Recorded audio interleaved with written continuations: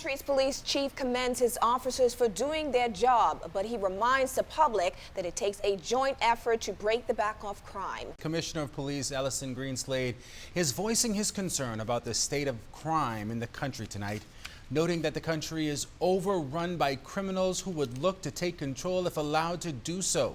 However, the police chief says officers are not prepared to let the criminals win. He says we all can play a part in breaking the back of crime. Here's Cleopatra Murphy.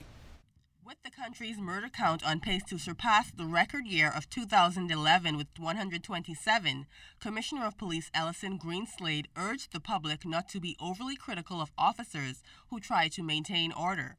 Greenslade says these crimes are being committed by young men with no respect for themselves, the law, or the sanctity of life. 100 and counting of our citizens. A terrible record. And it would do us well, to be very careful not to discourage hardworking men and women of the Royal Bahamas Police Force, and by extension, all law enforcement agencies who stand as a last bastion of hope against these people who, if they had a chance, would in fact overrun this country.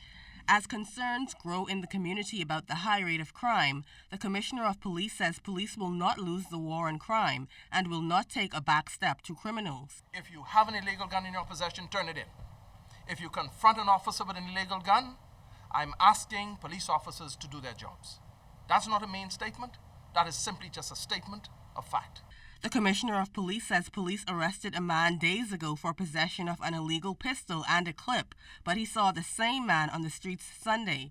It is something that courts have frequently been criticized for, but Greenslade says he will not castigate anyone. We have any numbers now in the hundreds, of healthy-bodied, Bahamian men who are not prepared to work, who do not care, have no respect for their parents, no respect for their communities, no respect for church, no respect for God, no respect for law enforcement officers, no respect for politicians. They are walking the streets of New Providence. Their names are known to us. And yes, I'm sometimes a bit confused by it all. Greenslade says he is not overly concerned that the country will exceed its past murder count, adding that jurisdictions across the globe are struggling with a surge in crime. He says, however, Bahamians have the ability to stop it and must come together to achieve that goal. Cleopatra Murphy, ZNS Network News.